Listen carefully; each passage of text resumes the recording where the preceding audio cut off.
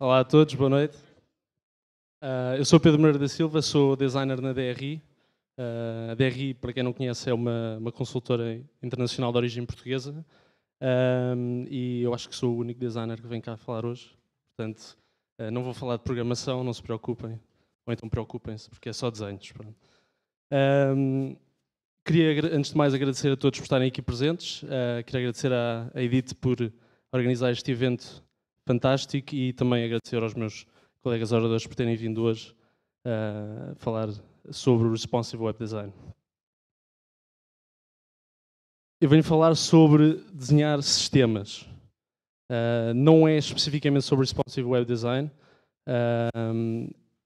porque o Responsive Web Design daqui a uns anos vai ultrapassar o seu próprio nome e vai ser, se tudo correr bem, vai ser simplesmente Web Design e não vamos deixar de dizer o Responsive Web Design, do mesmo modo que sempre dissemos Table Layouts ou quando não existia CSS. 25 de maio de 2010. Esta é a data pela qual nós estamos todos aqui hoje. A 25 de maio de 2010, Ethan Marcotte publicou o artigo Responsive Web Design na revista online A List Apart, e é incrível como um único artigo, literalmente, mudou o futuro da nossa indústria. E é por causa deste artigo que nós estamos todos aqui. Nós estamos aqui por causa de um artigo, que é o mais incrível. Neste artigo ele enuncia 3 ingredientes técnicos principais. São as grelhas fluidas, imagens flexíveis e media queries. Mas hoje em dia o Responsive Web Design engloba muito, mas muito mais do que apenas estes 3 ingredientes técnicos. Nós temos EMs, temos REMs, temos Progressive Enhancement, vídeos flexíveis, Feature Detection, etc, etc, etc. E todos estes conceitos são espetaculares, são mesmo brutais e muitos de vocês são apaixonados por cada uma área específica deste desenvolvimento.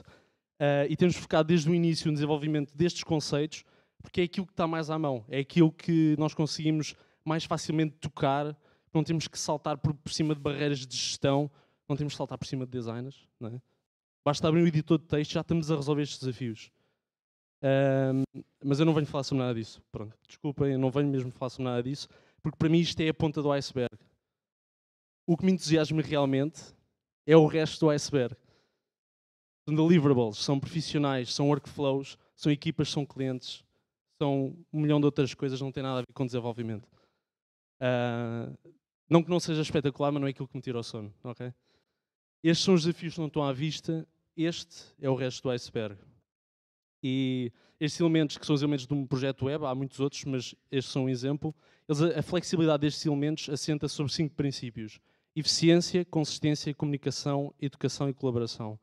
E sem um destes princípios, a flexibilidade daqueles elementos de um projeto web simplesmente não existe. Portanto, se nós não tivermos uma boa educação, nós não temos uma boa comunicação, não conseguimos comunicar com os nossos colegas de equipa, não conseguimos comunicar com os nossos clientes. E se nós não conseguimos comunicar, é impossível nós termos consistência, é impossível sermos eficientes a fazer o nosso trabalho, a nossa equipa. Mas como é que conseguimos conjugar isto tudo e termos algo concreto? Uma das maneiras que contribui para esta flexibilidade é pensar em sistemas. Um sistema é um conjunto de componentes que interagem ou são interdependentes, formando um todo integrado. Até agora pode parecer um bocado académico demais, não é? Tipo, uma coisa muito vaga. Eu já vou para uma coisa prática, já vou mostrar bonecos, calma. Portanto, em CSS, no desenvolvimento de CSS, por exemplo, têm aparecido várias metodologias que encorajam este tipo de pensamento, como Object Oriented CSS, SMAX ou BEM. Se vocês não conhecem estes termos, ou melhor, se conhecem, parabéns. Se não conhecem, encorajo-vos a irem procurar, porque cada um deles é muito bom à sua maneira. Estas metodologias pensam em sistemas modulares e escaláveis que, por consequência, estimulam eficiência, consistência, reutilização e flexibilidade. Mas o front-end, como nós sabemos, não é só CSS. Também um componente muito importante é o design visual. E onde, paralelamente a estas metodologias de CSS, temos Style Tiles e Style Guides. O que é que são Style Tiles? Style Tiles são um deliverable estático que compõe vários elementos gráficos, como cores, tipografia e elementos de interface, num formato que seja fácil de comunicar com o cliente, um sistema visual, uma base para o nosso sistema visual e que no fundo é a direção visual que nós pretendemos seguir no projeto. A criadora dos Style Tiles, que é a Samantha Warren, que é designer no Twitter, ela diz que utiliza uma metáfora muito boa que é Style Tiles are similar to the paint chips and fabric swatches an interior designer gets approval on before designing a room. E ela continua para dizer que an interior designer doesn't design 3 different rooms for a client at the first kickoff meeting. So why do web designers design 3 different web page mockups? E a verdade é que os designers hoje em dia que trabalham nesta indústria, a maior parte deles ainda faz isto. A maior parte deles ainda faz 3 propostas já quase completas do site final e dizem-lhe sempre, não, mas isto é uma proposta, não te preocupes, depois nós mudamos aquilo. Não se muda nada. Tipo, aquilo já, o cliente vai ficar contente ou não e é aquilo que vai ficar no final. Portanto, os Style Tiles são muito semelhantes a mood boards, mas na minha opinião conseguem transmitir uma direção visual mais concreta e mais contextualizada daquilo que nós estamos a falar e do suporte que é a web. Eles ajudam a formar uma linguagem visual comum entre todos os envolvidos no projeto e, mais importante até, coloca a discussão única e exclusivamente sobre o estilo. Portanto, nós não estamos aqui a falar sobre o conteúdo, nós não estamos aqui a falar como é que aquele menu drop-down desce, nós não estamos a falar questões de desenvolvimento, é só estilo, é só a atmosfera visual. Este aqui foi um Style Tile que nós desenvolvemos na DRI, foi uma das primeiras experiências que nós tivemos. Pronto, algumas coisas que estão assim um bocadinho mais desfocadas, que é para manter aquela privacidade do cliente, suposta privacidade. E como vocês podem ver, isto não é uma página web, apesar de ter lá o menu em cima, mas isso é outra história. Isso foi um erro que nós cometemos. Mas pronto, isto não é uma página web. Nós aqui temos alguns elementos como a cor, temos aqui um recorte do mapa, temos tipografia, temos um exemplo de slider, botões. Aqui um bocadinho mais abaixo temos exemplos de iconografia que podemos ou não utilizar e que também eles transmitem um bocado a direção visual. Sobre diferentes fundos de cor, aqui um recorte do que poderá ser ou não um componente do site. Neste caso é um mapa de um percurso pedestre. E também para ajudar o cliente a perceber isto, que pode ser demasiado abstrato, tentamos colocar aqui alguns adjetivos que, na nossa opinião, conseguem transmitir de uma forma mais objetiva aquilo que pretendemos comunicar. Por exemplo, natural, informativo, jovem, apelativo, etc. Paralelamente a este Style Tile, enviámos outro Style Tile, tem exatamente os mesmos elementos, mas com um tratamento ligeiramente diferente, mas que acaba por fazer toda a diferença, a paleta de cores, uma tipografia, podemos dizer, um bocadinho mais minimal, e, portanto, acaba por ser um bocadinho mais juvenil. No final, reunimos aquilo que nós achámos que era o melhor e que o próprio cliente também concordou connosco, reunimos num terceiro Style Tile, as melhores coisas dos outros dois. E foi esta a direção visual que seguimos para o projeto. Mas é importante perceberem que estes Style Tiles, isto de só estamos a trabalhar no estilo e não sobre mock-ups, só funciona se nós conversarmos com o cliente e se estabelecermos corretamente as expectativas. Senão eles vão achar que isto é logo o site. Pronto, vai ser uma borrada completa, basicamente. A seguir aos Style Tiles, depois temos definido o estilo visual, nós na DRI costumamos partir para aquilo que chamamos de Style Guides. Há pessoas que chamam Style Guides, outras chamam uma Pattern Library, uma biblioteca de padrões. Nós chamamos Style Guides, mas isto é um termo que está sempre a mudar, porque a web está sempre a mudar e a nossa própria forma como nós pensamos está sempre a mudar. Style Guides são um paralelismo também de uma coisa que já existia numa disciplina anterior, que era o design gráfico. Nós temos o paralelismo com os manuais de normas de identidade corporativa. Não sei se conhecem, sabem o que é que são. Este é um exemplo da Best Buy, eu fiz uns recortes lá da identidade corporativa, do manual de normas deles. Isto é das primeiras páginas, portanto temos na Best Buy os diferentes logos com as variações de cores, temos tipografia, temos iconografia, temos a paleta cromática, portanto os elementos mais pequenos e mais, no fundo, mais básicos da identidade corporativa. E ao pegarmos em cada um destes elementos, vamos depois conjugando em aplicações mais complexas, aqui já tipografia com cor, sobre imagens, uns badges de percentagens e promoções, e se pegarmos novamente nestes elementos, quase como se fossem peças de Lego, vamos pondo umas em cima das outras, depois chegamos a aplicações maiores, mais vastas, como capas de revistas ou a própria paginação toda da revista ou do catálogo, aplicações de uniformes, quiosques e em diante. Stephen Hay diz que we're not designing pages, we're designing systems of components. Esta é a forma como devemos estar a pensar.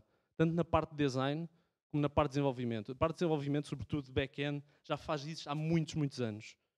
Os content developers já estão a fazer isto já há mais anos que os designers. E os designers têm cada vez mais começar a fazer isto. E não é sozinhos, é em conjunto com as outras pessoas da equipa.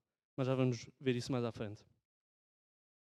Se vocês ainda estão a fazer mock-ups, ou se os designers com que vocês estão a trabalhar ainda estão a fazer mock-ups página a página, dispositivo a dispositivo, a única coisa que vos posso dizer é que se acham que está difícil, vai ficar ainda mais. Vão aparecer cada vez mais dispositivos e vai ser impossível. Vai ser impossível fazer mock-ups para todos esses dispositivos. Nós não estamos na indústria da pintura, nós estamos na indústria das experiências.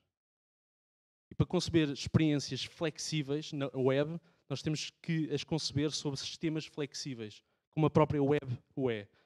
E se nós não somos flexíveis, e se tudo aquilo que está à nossa volta, os nossos colegas de equipa, o nosso workflow, o nosso processo não é flexível, a web vai-nos literalmente dar uma chapada na cara. E eu sei disso pessoalmente, porque aconteceu-me quando estávamos a fazer o redesign do site da DRI. E o redesign do site da DRI foi interessante, foi bom em muitos aspectos, foi mau noutros, mas se calhar o mais positivo foi termos errado.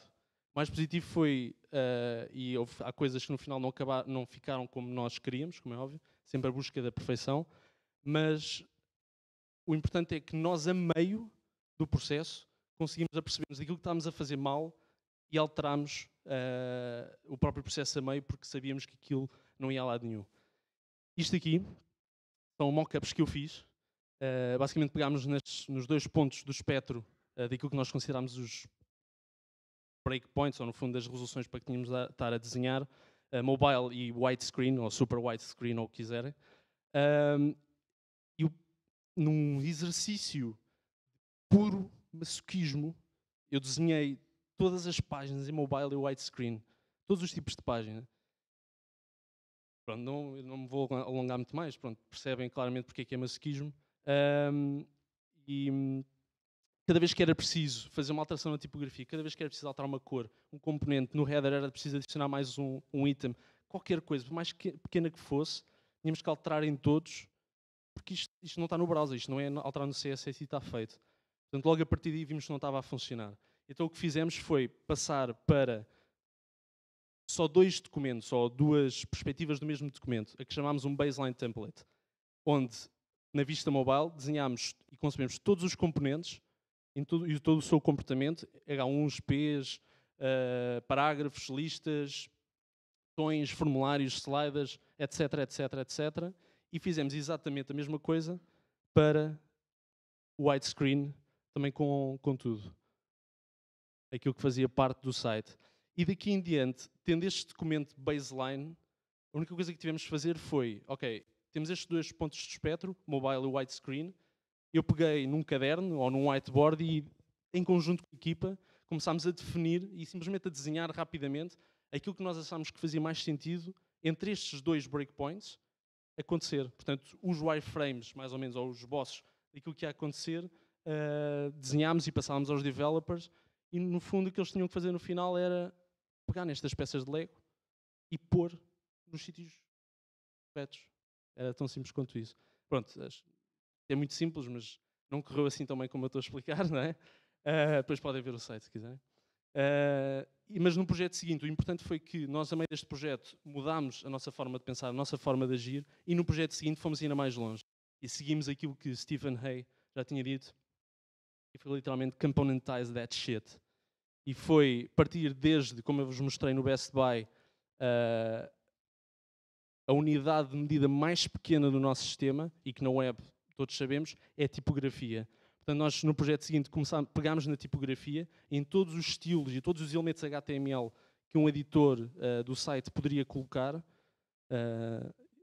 e para estragar o site, por exemplo, e que então desenhámos todos listas, parágrafos, imagens com legendas, por aí em diante. Desenhámos também os botões, formulários, com os diferentes tratamentos sobre diferentes fundos de cor, para perceber como é que o contraste e as cores funcionavam, com os diferentes estados, hover, disabled, active, por aí em diante. E também iconografia, também um elemento básico que funciona, sozinho não funciona muito bem, mas depois em conjunto temos, por exemplo, as labels ou os marcadores de mapas, e depois pegámos nestes elementos e foi simplesmente conjugá-los num sistema, como eu estou sempre a dizer, de Lego quase. Estes são os page headers.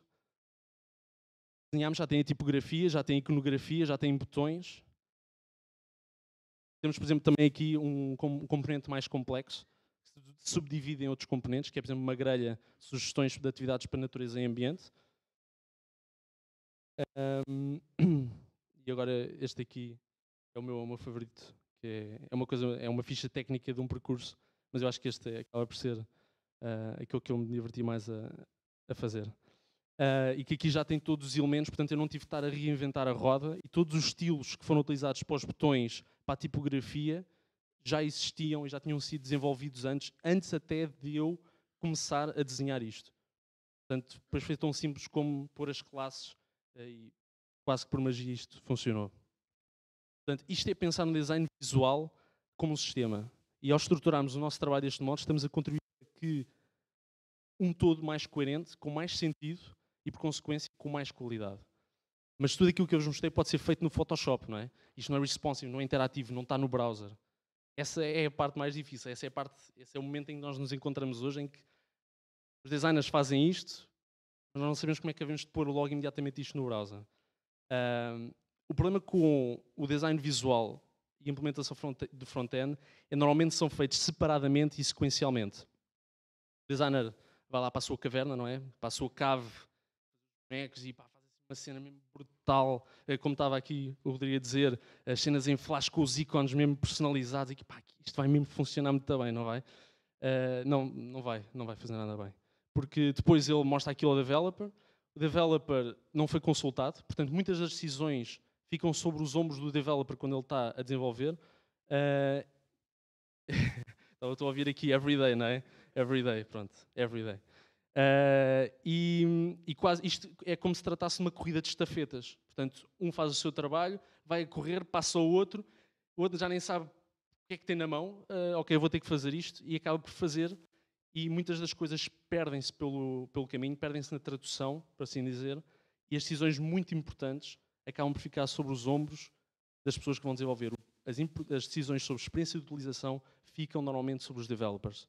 E por isso é que eu acho que os developers, isto é uma parte, não estava planeado, entre aspas, eu dizer isso, mas eu acho que os developers deviam cada vez mais serem educados e terem formação de user experience. Ok? São eles que vão, em última instância, definir muito do user experience. E provavelmente aquele exemplo que o Rodrigo mostrou da Mel, se calhar aquilo não foi um problema de design, se calhar aquilo foi um problema de desenvolvimento.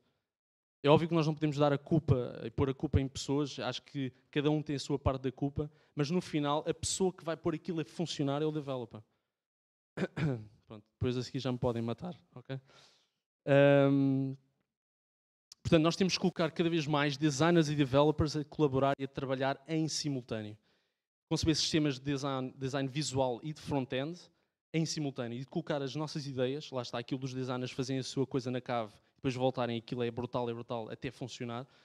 Nós temos que pôr os designers cada vez mais cedo a experimentar os seus designs no browser. Porque a mim já me aconteceu e a muitas das pessoas já aconteceu, inclusive a developers que pensaram no papel ou inclusive têm capacidades de Photoshop e fazem um mock-up ou dos componentes ou da própria página daquilo que querem fazer, mas depois, só quando estamos a pôr as coisas a funcionar é que percebemos as pequenas fricções. É que percebemos os pequenos problemas, porque os problemas no Photoshop são invisíveis. No Photoshop não existem problemas. No Photoshop nós fazemos aquilo que queremos, não é? Basta ver as montagens que eles fazem das modelos. Pronto. Ando a ver demasiados blogs. Tudo vai acabar no browser, não é? Mas é mais fácil dizê-lo do que fazê-lo, novamente. O Dave Rupert, que é um lead developer na Paravel, é uma equipa, um trio fantástico, que desenvolveram o último website da Microsoft, que é Responsive. Eu disse Microsoft. E ao contar sobre o processo que adotaram nesse projeto, eles dão um mote com Tiny Bootstraps for Every Client. E diz que responsive deliverables should look a lot like fully functioning Twitter Bootstrap style systems, custom tailored for your client's needs. isto é, novamente, muito bonito de se dizer, mas feito é muito mais difícil. Ele dá aqui a indicação também com a parte do Twitter Bootstrap. Pronto, eu não vou entrar especificamente aqui a dizer bem do Twitter Bootstrap, mas já vão perceber o porquê. Portanto, para fazermos estes responsive deliverables, temos várias opções. Uma delas era, por exemplo, personalizar uma framework. Podemos pegar no Bootstrap, que já tem muito do código feito, e simplesmente aplicar uma camada visual que o nosso designer fez, espetacular, e aplicamos uma camada visual com todo o estilo e, portanto, já está tudo feito. Inclusive a documentação já está feita, portanto, entregamos aquilo ao cliente e já está feito. Podemos também utilizar uma outra framework, que é o Foundation. Mas estas frameworks têm as suas desvantagens. Okay? A primeira é que subscrevemos ao estilo, estrutura ou nomenclatura de outro developer. Provavelmente não desenvolve da mesma forma que nós desenvolvemos. Portanto, temos que nos estar a adaptar à forma como eles trabalham. Segundo, podem ter elementos desnecessários. Portanto, estamos aqui a carregar o nosso fecheiro final de CSS, ou inclusive de JS, que também tem muitas coisas de JavaScript, e podem ter elementos desnecessários e que só servem para pesar o nosso site e contribuir aqueles 1,5 MB, acho eu, dos sites responsive. E, por outro lado, podem não fazer tudo aquilo que precisamos. Portanto, quando as coisas falham e quando as coisas faltam para completarmos o projeto, vamos ter que estar a desenvolver e a tentar encaixar os componentes que são novos e que são específicos do projeto, de acordo com a nomenclatura, com a estrutura e o estilo do outro developer. Portanto, isto só dá mais dor de cabeça. Portanto, podemos adotar uma abordagem mais clean slate, que é criar um front-end style guide. Este é o caso do Pairs, que é do Dan Sederholm. E isto é um tema para o WordPress, em que simplesmente colocamos, neste caso é um exemplo dos botões, e temos aqui, ele extrai o HTML e o CSS destes botões. Portanto, se pegarmos neste HTML e neste CSS, eles funcionam como um componente isolado e podemos utilizar em qualquer sítio que nós queiramos, mesmo que não seja neste site. Portanto, ele categoriza e temos aqui todos os componentes e estilos que poderão existir no nosso projeto. Outro exemplo é o do KPSS, que foi desenvolvido pelo GitHub, utilizado internamente como o seu style guide. Ou inclusive o Pattern Primer, que é do Jeremy Keith. Mas, novamente, estes front-end style guides têm as suas desvantagens. Primeiro é que não é rápido desenvolvê-los. Okay? Isto pode parecer fácil porque já está feito, mas depois, quando vamos pegar nisto, temos de estar a partir de todo um sistema e temos de estar novamente a adaptar como um tema funciona, e isso não é bom. São tratados como um projeto à parte, portanto, alocamos budget, pessoas, tempo e esforço, só para fazer este projeto, que é fazer o Style Guide. E, portanto, muitas das vezes, quem é que aqui já fez um front-end Style Guide? Pronto, ok. Duas pessoas, pronto. Portanto, isso mostra, 3 pessoas, portanto, isso mostra porque é que não são feitos, não é? Porque normalmente são tratados como um projeto à parte, não é tratado, não é feito em simultâneo com o projeto em si. Portanto, ninguém os faz. Eu nunca fiz um, porque pá, quem é que vai ter paciência depois de fazer o projeto para fazer isto? Ninguém. Pronto, menos estas 3 pessoas. Mas pronto, é uma boa iniciativa. Normalmente são criados após o projeto, como eu estava a dizer. Portanto, o projeto está tudo feito e vamos agora fazer o Style Guide, ou não.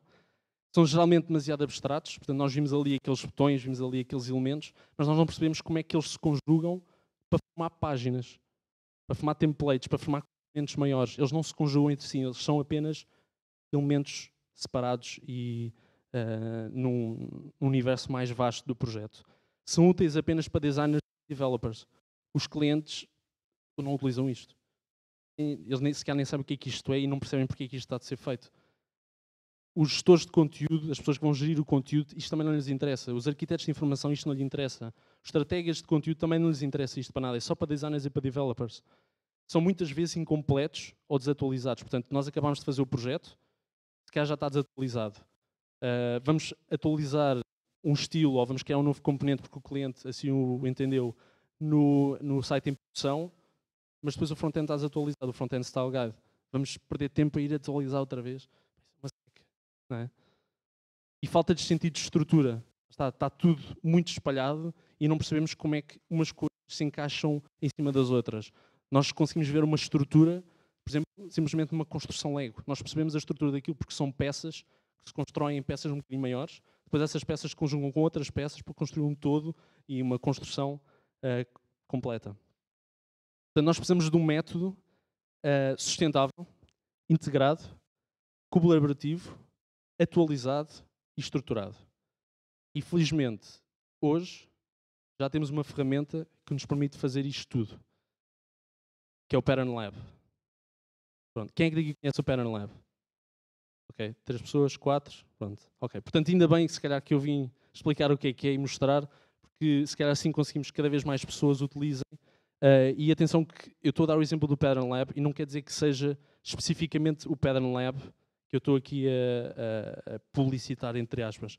É todo o pensamento e toda a ideia desta ferramenta, ou desta coleção de ferramentas. Já vão perceber. Em maio deste ano, na sua talk sobre Atomic Design, aquele senhor ali, o Brad Frost, apresentou ao mundo o Pattern Lab. E ele apresentou como a collection of tools to help you create and maintain atomic design systems. E ele fala aqui de duas coisas.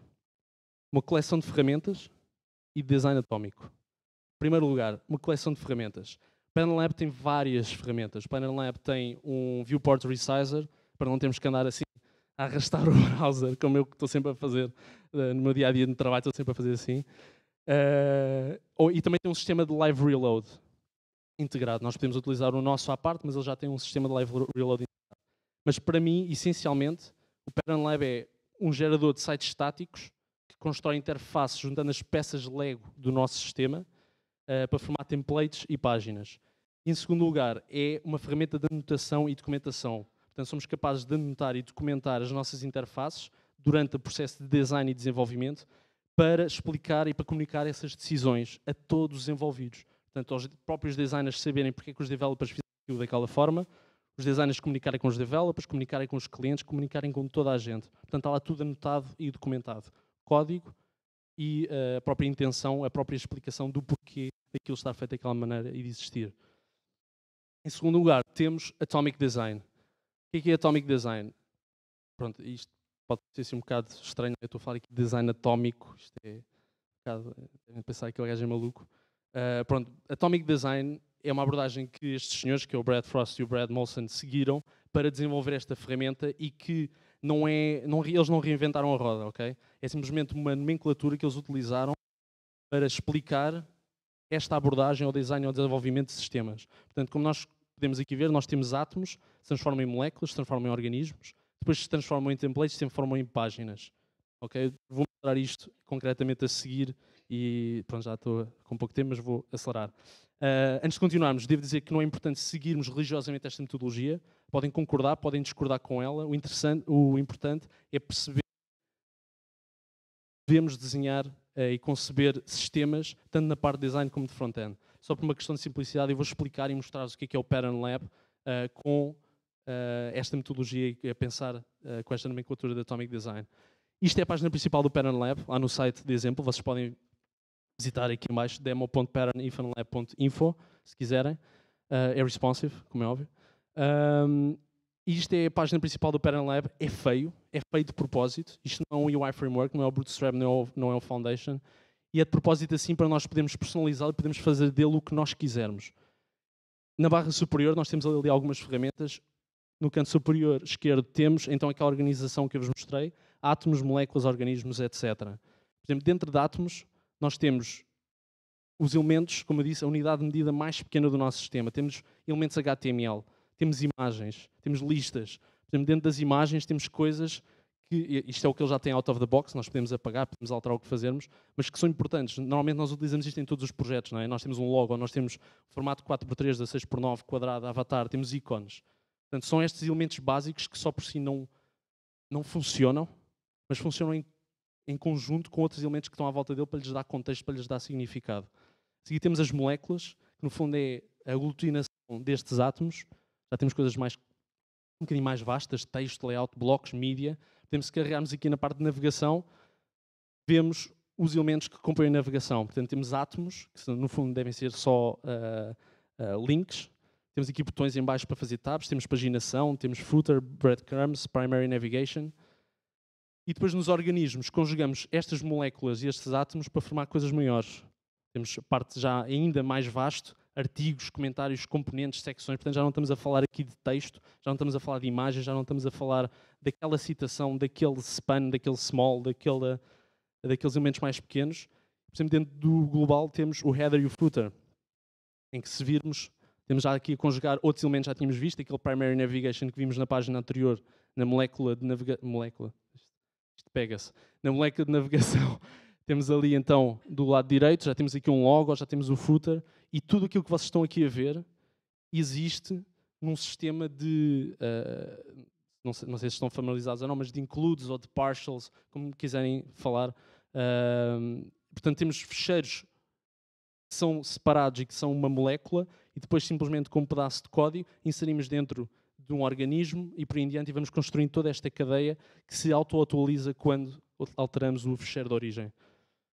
Por final, temos os templates que já quebram esta nomenclatura atómica, no fundo, e temos coisas concretas como homepage, blog e artigo. Se nós vimos, por exemplo, o template da homepage, já temos a conjugação de átomos, moléculas e organismos. Temos aquela molécula que nós tínhamos, aquele organismo, perdão, tínhamos visto que era da navegação, mas isto, tudo o que aqui vocês estão a ver, tem imagens placeholder, nada disto tem conteúdo real. Portanto, isto apenas serve para definirmos os tipos de páginas, não serve para perceber como é que o conteúdo final resulta, não é? Nós não percebemos como é que o texto, se for mais comprido, se tiver duas linhas, como é que ele parte, se parte bem, se parte mal, se tem um bom line height, se não tem. Será que as imagens aqui funcionam? Se fizermos aqui a cara de uma personalidade, se calhar funciona. Se fizermos uma paisagem ou se fizermos uma fotografia mais complexa, será que funciona? Será que não funciona? Portanto, numa perspectiva editorial, se quiserem, também não conseguimos perceber isso aqui. Portanto, outra das funcionalidades do Pattern Lab é nós, através, podemos alterá-lo como quisermos, por exemplo, pegar naquilo que já vem incluído, que são ficheiros JSON, com todos os dados que nós quisermos, ele já tem alguns dados de exemplo, fazer isto. Portanto, simplesmente pegando no template e dizendo, olha, vai buscar aquele ficheiro de JSON, temos já o nosso template da homepage completo com conteúdo para percebermos como é que funciona. Isto é algo que os clientes veem e percebem e conseguem logo ver toda a cadeia de construção do nosso site. Portanto, Pattern Lab, desde os átomos até às páginas, nós temos o mais abstrato, que são os átomos, e por consequência é aquilo que mais importa aos criadores, às pessoas que estão a desenvolver o sistema, são estes átomos, são estas matérias básicas. E depois, na outra ponta do espectro, temos os clientes, que aquilo que lhes importa é as páginas, não é? Eles lutam sobre a homepage, não é? Sobre estar aquela imagem daquela pessoa na homepage. Nós não queremos saber qual é que é a pessoa que vai estar na homepage. Nós interessamos é como é que aquilo funciona. E por último, eu tinha dito, já estou quase a terminar, que também é uma ferramenta de anotação e documentação. Portanto, se nós no canto superior direito fomos ali àquele olhinho, nós podemos poder ver e alternar entre a parte da anotação e de código. Podemos, se carregarmos na parte da anotação, ao carregarmos agora em qualquer um destes elementos, no log ou no search, na navegação, em qualquer coisa que aqui esteja, por exemplo, vamos carregar ali na navegação, conseguimos ver aqui em baixo uma explicação que alguém produziu, a explicar, olha, a navegação foi feita deste modo por causa de este exemplo ou aquele exemplo. Pode ver aqui também Responsive Navigation Patterns, por aí em diante. Portanto, estamos aqui também a educar os clientes, se eles assim o desejarem. E por último, temos a parte de código. Basta clicar ali no código e temos a mesma coisa, mas a mostrar o código HTML, CSS, todos estes elementos, átomos, moléculas, organismos. Porque o Pattern Lab serve como um hub para todo o projeto. É uma ferramenta útil para todos. Portanto, temos aqui não só os designers e os developers, temos todas as pessoas envolvidas no projeto, desde o wireframe até ao site final. Portanto, à medida que vocês estão a fazer aqui o wireframes ou o que quiserem, vocês podem logo testar com os vossos clientes e vocês podem logo testar com os vossos utilizadores finais. Portanto, em vez de vocês mandarem um mock-up ao vosso cliente, mandam um link para o Pattern Lab, experimenta onde quiseres. Tipo, pode ser na tua televisão, pode ser no teu frigorífico, pode ser no teu carro, pode ser no teu telemóvel. Experimenta e vê como é que funciona. Porque eles aí é que vão perceber. Eles não vão... Ok, a maior parte deles vai ver no desktop. Pronto, eu dou-lhes isso, não é? Mas o importante é que eles perceberem que o responsive é a web. Ok? Facilmente passamos do abstrato ao concreto. Simplesmente com um clique saltamos de átomos a páginas que são coisas muito concretas e finais. Fazemos HTML, CSS, JS à nossa maneira, com Less, com Sass, com jQuery ou sem jQuery. Utilizam o que vocês quiserem, podem alterar à vontade, porque é open source também. Promove consistência e coerência, estimula flexibilidade e pensar em sistemas E último, mas não menos importante, a documentação está sempre atualizada. Portanto, nós não temos de estar a fazer isto à parte, nós estamos a trabalhar sobre a documentação. Porque ninguém gosta de fazer documentação. Ninguém, eu nunca conheci ninguém que gostasse. Não, por acaso acho que já conheci. Bom, mas não interessa. Ninguém gosta de fazer, ok? Só para. This is awesome, não é? Isto é mesmo espetacular. Mas o importante é perceber que não tem a ver especificamente com o Pattern Lab, como eu disse no início. Eu espero que isto abra caminho para uma nova vaga, para um novo género de ferramentas que vão revolucionar e que vão integrar realmente o nosso trabalho de developers e de designers em conjunto, em simultâneo. Eu espero mesmo que isso aconteça. Eu acho que cada vez mais isto é uma realidade. Sistemas flexíveis são o futuro do web design. Isto é extremamente desafiante, mas também extremamente recompensador. Pensem em componentes, pensem em peças de Lego. Sistemas flexíveis são o futuro do web design. Nós temos que mudar, e se nós não mudarmos por nós mesmos, a web irá assegurar-se disto mesmo. Em 1970, por volta de 1960, Vítor Papanek, que é um designer muito voltado para as questões de sustentabilidade e design de produto, ele já dizia isto relativamente àquilo que se passava no design de produto na altura. Trying to make sense of change itself will become our basic industry. Basicamente é isto que nós fazemos hoje em dia. Hoje em dia, para nós sobrevivermos na web, para nós estarmos atuais, para sermos competitivos, a única coisa que nós fazemos todos os dias, e de bom grado, é tentar perceber como é que esta mudança afeta o nosso trabalho. Se vocês estão aqui nesta sala, é porque vocês se preocupam com a web. É porque vocês se preocupam em fazer melhor o vosso trabalho, senão não estavam aqui às 10 da noite, ou que isto é, numa sexta-feira. Vocês estavam no bairro Alto, não é? Estavam em Santos.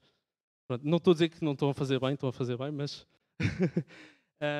e é realmente espetacular nesta indústria, não é? É realmente espetacular trabalhar nesta indústria e trabalhar com uma comunidade como a nossa, a nível global. Nós vivemos alturas e um período espetacular em que podemos realmente ajudar, por mais pequeno que seja o nosso contributo, podemos realmente ajudar a formar o futuro da web. E eu quero fazer parte disso, eu quero ajudar nessa mudança e por isso é que eu estou aqui hoje. Eu quero fazer isso e quero fazer parte dessa mudança, mesmo que seja a coisa mais difícil de sempre. E vocês? Obrigado.